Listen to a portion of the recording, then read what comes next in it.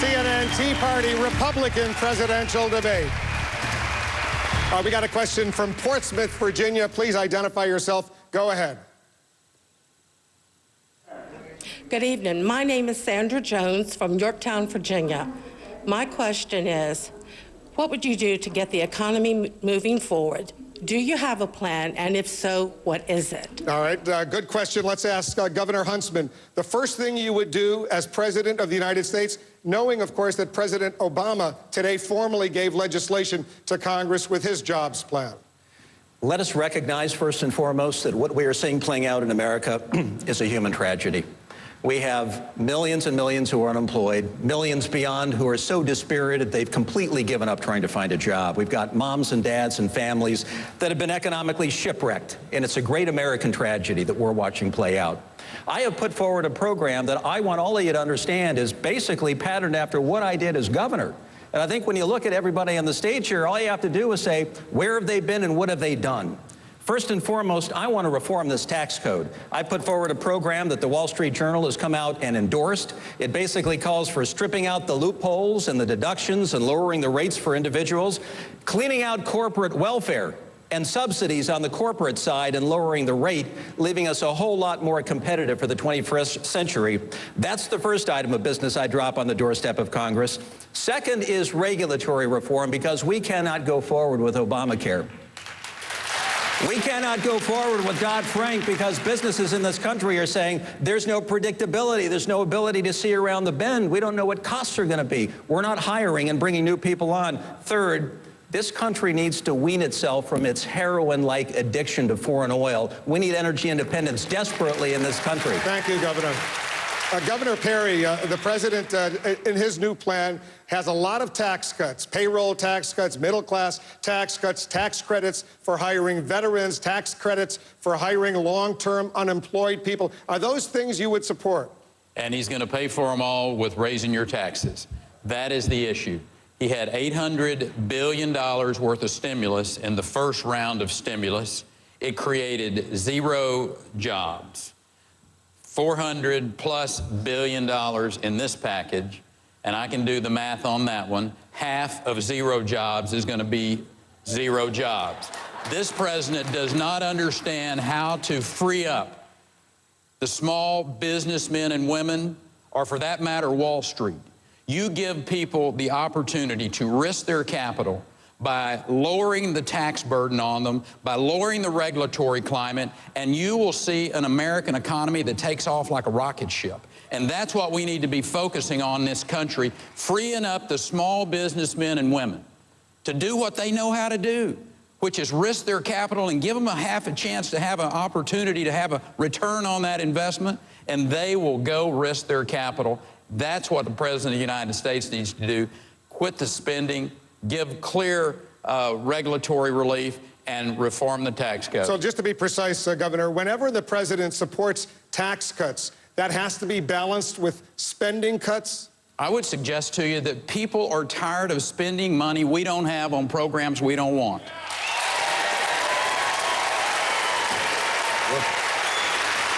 Congresswoman Bachmann, I'm going to bring Mr. Cain in a moment, but the Bush tax cuts in 2001 and 2003, which went across the board, were not offset with spending cuts. And as a result, potentially, a lot of economists think the deficit went up and up and up.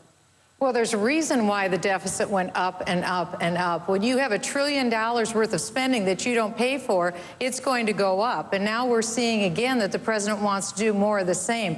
I was the leading voice in the wilderness of Washington all summer. I was one of the only people in Washington that said, do not raise the debt ceiling. Don't give the president of the United States another $2.4 trillion blank check. You've got to draw the line in the sand somewhere and say no more out-of-control spending. The president wanted to borrow money from countries like China to pay it back for a stimulus. We've got $1.2 trillion already that's been earned by American countries overseas. If we have a 0% tax rate, Wolf, we can bring that $1.2 trillion, it's called repatriation, bring that in. You'd have $1.2 trillion flooded into the system, then pass the free trade agreement so that we can move the economy, permanently lower the tax code. I'm a federal tax lawyer. I know how to do that. Repeal Dodd-Frank, repeal Obamacare. It really isn't that tough if you try. It's easy to turn around this economy. Just have the backbone to do it. Mr. Cain. Yes. This economy is on life support. We need a bold solution, not one that tinkers around the edges, not one that allows the politicians to continue to pick winners and losers. I believe we throw out the entire tax code and put in my 999 plan. 999, a 9% business flat tax, a 9% personal income tax, and a 9% national sales tax. Now, I've been told by some people, well, you can't get that done. I say, why? Well, because you don't know how Washington works. Yes, I do. It doesn't. The American people are ready to do something bold. We need a bold solution in order to get this economy growing at the maximum rate. I agree with many of the others up here who say, you get the government out of the way, American entrepreneurship, American businesses, they will create the jobs if we provide some certainty. Governor Romney, you know Governor Perry, as governor of Texas, created more jobs in Texas than any other state. Terrific state, no question about that. Some wonderful things that Texas has going for it that the nation could learn from. Zero income tax, that's a pretty good thing. Right to work state, Republican legislature, Republican Supreme Court. By the way, a lot of oil as well. We're an energy-rich nation. We're living like an energy-poor nation. I spent my life in the private sector. I've competed with companies around the world. I've learned something about how it is that economies grow. It's not just a simple wave a wand and everything gets better. No, you have to make some structural changes. The world has changed. What's happened over the last 20, 30 years is we've gone from a payphone world to a smartphone world. And President Obama keeps jamming quarters into the payphone thinking things are going to get better. It's not connected, Mr. President. And so if we're going to get this economy going, we've got 7 things we got to do. 1, make our tax code competitive with the world. 2, get regulations to work to encourage enterprise. 3, to make sure we have trade policies that work for us, not just for the other guys. 4 is to have energy security in this country by developing our energy resources. 5 is to execute the rule of law, which is to stop the Boeing decision that the NLRB put in place. 6 is to make sure that we have institutions that create fantastic human capital. And finally, number 7 is to balance the budget. People won't invest here unless they have confidence here, and that's what I'll do. Just to get back to the question, so does Governor Perry deserve any credit for all those jobs that were created in Texas? Oh, sure. Go ahead and tell him how much credit he deserves. Well, well look, you know, I think Governor Perry would agree with me that if you're dealt 4 aces, that doesn't make you necessarily a great poker player. And 4 aces, and the 4 aces that are terrific aces the nation should learn from were the ones I described. 0 income tax, low regulation, right to work state, oil in the ground, and a Republican legislature. Those things are terrific. And by the way, there has been great job growth in Texas. Under Ann Richards, job growth was 2.5% a year. Under George Bush was 3% a year. Under Rick Perry, it's been 1% a year. Those are all good numbers. Those are all good numbers. But Texas is a great state. And I'll tell you, if you think that the country is like Texas, going swimmingly well, then somebody who's done that is just terrific. But if you think the country needs a turnaround, that's what I do. All right, Governor Perry, you were dealt 4 aces. Well, I was going to say, Mitt, you were doing pretty good till you got to talking poker. But the fact is, the state of Texas has led the nation. While the current resident of the White House is overseeing the loss of 2.5 million jobs, Texas has, during my period as the governor, created over 1 million jobs. And we did that during some pretty tough economic period. One of the things that's really important, one of the things that the Fed Reserve chairman said was the most powerful, one of the most powerful things that happened was tort reform that we passed in that state. And you want to talk about some powerful job creation, tell the trial lawyers to get out of your state and to quit costing businessmen and women That's what needs to happen in the states, and it's also what needs to happen at the federal level, passing federal tort reform at those federal levels. Congressman Paul, you're from Texas. Does your governor deserve all that credit? Not quite. I'm a taxpayer there. My taxes have gone up. Our taxes have doubled since he's been in office. Our spending has gone up double. Our debt has gone up nearly triple. So no, and 170,000 of the jobs were government jobs. So I would put a little damper on this, but I don't want to offend the governor because he might raise my taxes or something. But I would like to mention something that was said earlier about a tax cut. And can you, how do you pay for a tax cut? I think that's the wrong principle, because when you give people their money back, it's their money. You don't have to pay for it. That means the government owns all of our money if you look that way. All right. So we have to cut the spending, and a good way to start, there's a little embassy we built over in Baghdad. It cost us $1 billion. It's bigger than the Vatican. That's what's bankrupting this country, and that's the easy place to cut. That's where we should be cutting. Governor Perry, you have 30 seconds to tell Congressman Paul whether you're going to raise his taxes. While I've been governor, we have cut taxes by $14 billion, 65 different pieces of legislation. You may not have seen them, Representative Paul, but the fact of the matter is there are people coming to Texas for 5 years in a row, the #1 destination. They're not coming because we're overtaxing them. They're coming to Texas because they know there's still a land of freedom in America, freedom from overtaxation, freedom from over-litigation, and freedom from over-regulation. It's called Texas. We need to do the same thing for America. Let me bring Speaker Gingrich into this conversation. Jobs, jobs, jobs. All of us who covered you when you were Speaker and you worked together with President Clinton at the time, you compromised, he compromised, you got things done. There was a budget surplus for as far as the eye could see. If you were president, would you work with the Democrats, assuming they were the majority in the House or the Senate? Would you compromise with them on some of these gut issues? Well, you know, after the last debate, when Governor Huntsman and Governor Perry and Governor Romney each explained how their state was the best at job creation, Brady Cassis, who works with me, went back and checked. In the 4 years I was Speaker, we created, the American people, not me, created more jobs in Utah than under Governor Huntsman, more jobs in Massachusetts than under Governor Romney, and more jobs in Texas than in the 11 years of Governor Perry. Now, I don't claim credit for that because it was done by investors and done by people. In fact, Mitt at that time was in the private sector as part of the job creation. But I just want to point out, the American people create jobs, not government. Okay? Now, Ronald Reagan, when I was a very young congressman, Ronald Reagan taught me a great lesson if you have Democrats in charge. And that is to go to the American people on principle, have the American people educate their congressman. He used to say, I try to turn up the light for the people so they will turn up the heat on Congress. When we passed welfare reform, half the Democrats voted yes because they couldn't go home having voted no. And on a principled basis, I'd be glad to work with Democrats in any office, but I do it on principle, not on compromising principle. Thank you, Mr. Speaker. All right, we have a question via CNNPolitics.com. All of you profess to be pro-business candidates for president. Can you be pro-worker at the same time? Mr. Cain. The answer is absolutely yes, because I was a worker before I was an executive and before I was a business owner. Absolutely. And when I ran the National Restaurant Association, it is a collection of small businesses. Godfather speaks is the same way. When I ran a region for Burger King, one restaurant is the basic fundamental business unit in this country. And so, yes, I know how to be pro-worker because I came from a pro-worker family. My mother was a domestic worker. My father was a barber, a janitor, and a chauffeur, all at the same time. I understand work because that's how I came up. So the answer is absolutely yes. The two are not mutually exclusive. But what we need is the right leadership.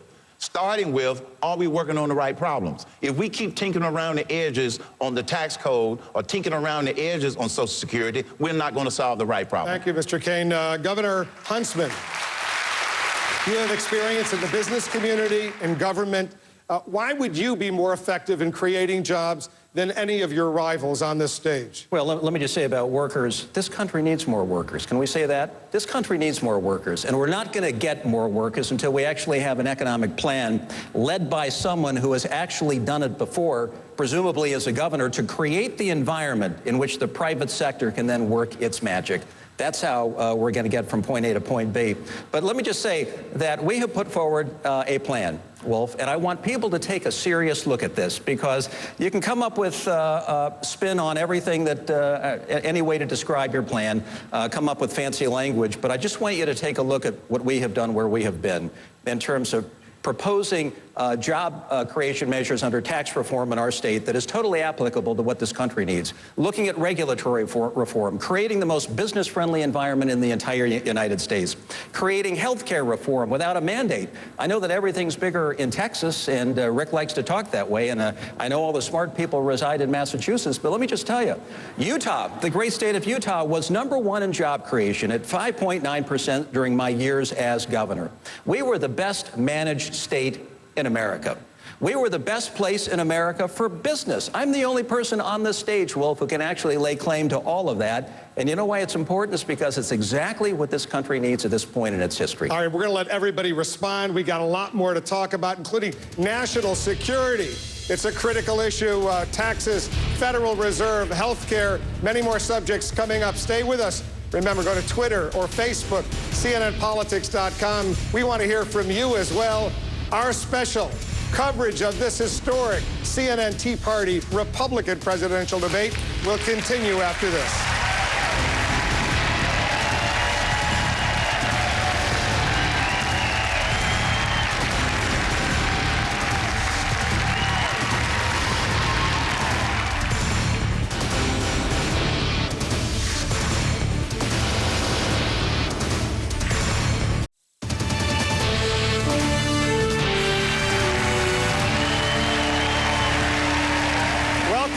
To the CNN Tea Party presidential debate. We're here in Tampa. Let's go right to a question from the audience. Please give us your name. Good evening. I'm Steve Broudsong with the Tea Party of Greater Gaston County from Gastonia, North Carolina. My question tonight is, what is your position on the Federal Reserve? Should it indeed be audited and be held accountable by the American people? Senator Santorum. I agree with an audit of the Federal Reserve. I believe that what we should do with the Fed is to make it a single charter instead of a dual charter. I think the second charter that was instituted that had it be responsible for increasing employment and dealing with that leads to a fundamental distrust among the American people that they are taking their eye off the ball, which is sound money. They should be a sound money Federal Reserve. That should be their single charter, and that is it. With respect to some of the questions that were asked in the last segment on the economy, I would just say this. Some people say that Barack Obama's economy is a disaster. My feeling is it would have to make a dramatic improvement just to be a disaster. What we need to do is have a pro-growth plan that can pass the Congress with Democratic support, and as Newt mentioned, be able to rally the American people. What the American people want is a policy that's going to get people the opportunity to rise in society, to fill that great middle of America. And that is manufacturing jobs. That's why my plan takes the corporate tax, which is 35%, cuts it to zero, and says if you manufacture in America, you aren't going to pay any taxes. We want you to come back here. We want you to have Made in America stamped on your plate. Mr. Cain. Yes. You were once with the Kansas City Federal Reserve. Should it be audited? Yes, it should be audited. And secondly, I believe that its focus needs to be narrowed. I don't believe in ending the Fed. I believe in fixing the Fed. For many, many decades, the Fed did its job when it was singularly focused on sound money. When we wake up in the morning, we expect 60 minutes to be in an hour. Now, when we wake up because of some of the actions of the current Fed, we don't know what the value of the dollar is going to be. In 1988, it took $1.2 in order to be able to convert from Canadian to U.S. It is now totally reversed because of the current policies of the Fed. Thank you. Congresswoman Bachmann, you know that Governor Perry has suggested that Ben Bernanke, the head of the Federal Reserve, potentially should be tried for treason for what he's doing. Do you agree? Well, as President of the United States, I would not be reappointing Ben Bernanke, but I want to say this.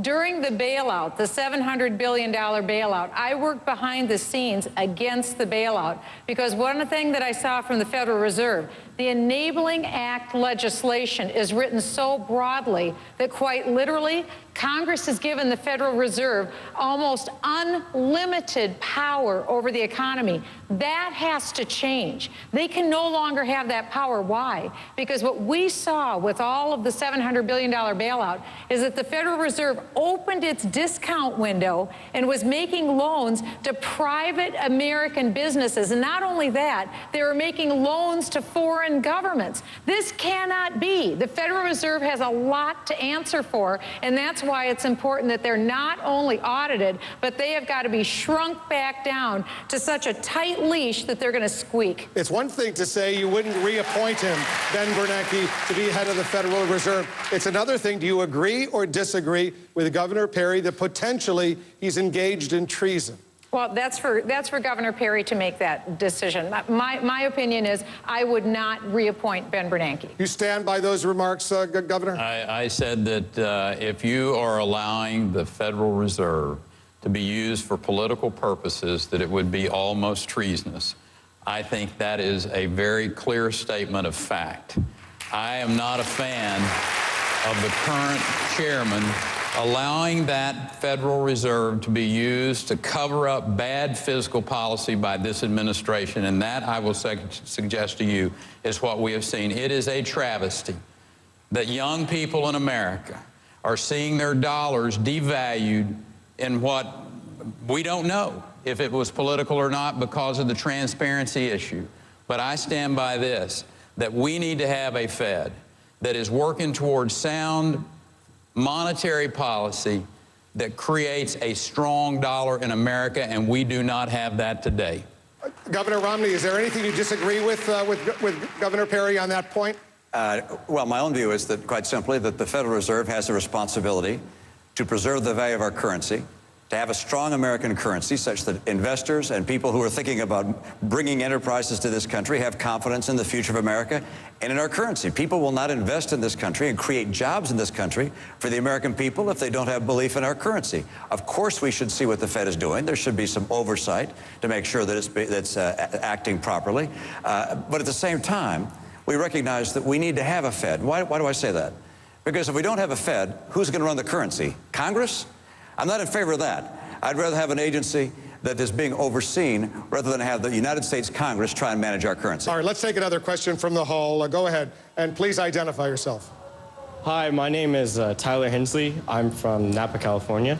Well, first of all, thank you guys for coming out tonight. My question is, out of every dollar that I earn, how much do you think that I deserve to keep?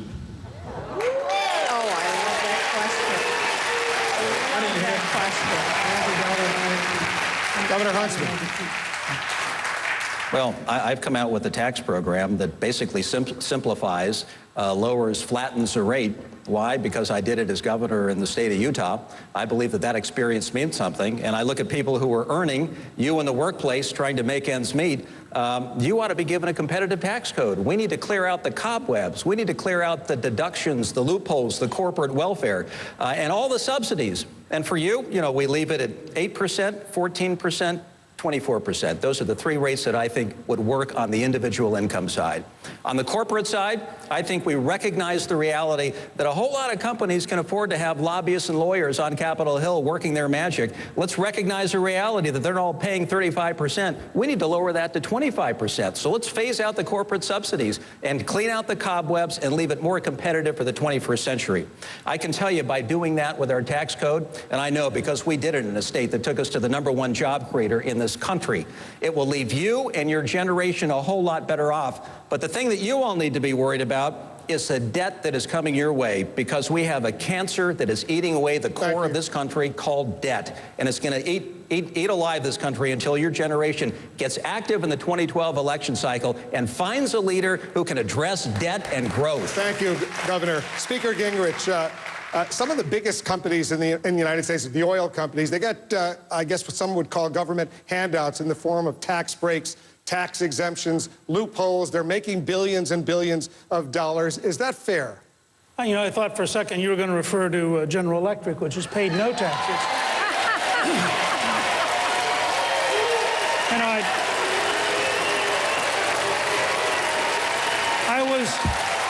I was astonished the other night to have the president there in the joint session with the head of GE sitting up there, the president talking about taking care of loopholes. And I thought to myself, doesn't he realize that every green tax credit is a loophole? That everything he wants, everything General Electric is doing is a loophole? Now, why did we get to brakes for ethanol, brakes for oil and gas, et cetera? We got to them because of this idea which the young man just represented. If we make it possible for you to keep more of your own money, you will do more of it. We have a simple choice. We can depend on Saudi Arabia, Iran, Iraq, Venezuela, or we can encourage development in the United States of manufacturing, as Rick said. We can encourage development of oil and gas. We can do it by saying, we're going to let you keep more of your money if you create more of what we want. I'm for an energy-independent America, and that means I favor people who create energy. But I just want to follow up, Mr. Speaker. If you eliminate some of those loopholes, those exemptions, whether for ExxonMobil or GE or some other companies, there are those who argue that is, in effect, a tax increase, and it would violate a pledge that so many Republicans have made not to raise taxes. Yes, a lot of people argue that. They're technically right, which is why I'm cheerfully opposed to raising taxes. This government, we have a problem of overspending. We don't have a problem of undertaxing. And I think that it would be good for us to say, we're not going to raise any, which is why I'm also in favor of keeping the current tax cut for people who are working on Social Security and Medicare. I think trying to raise the tax on working Americans in the middle of the Obama depression is a destructive policy. So I don't want to have any tax increase at any level for anyone. I want to shrink government to fit income, not raise income to try to catch up with government. All right, let's go to Cincinnati.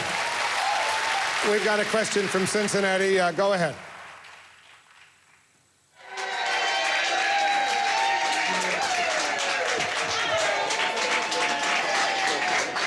Hello, my question is, would any of you be willing to support the fair tax? Governor Romney. Fair tax basically is a national sales tax. Yeah.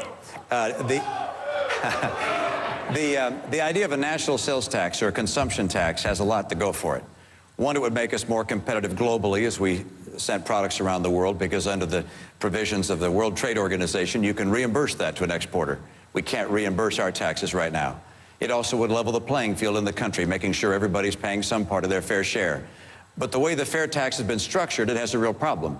And that is, it lowers the burden on the very highest income folks and the very lowest income folks, and raises on middle income people.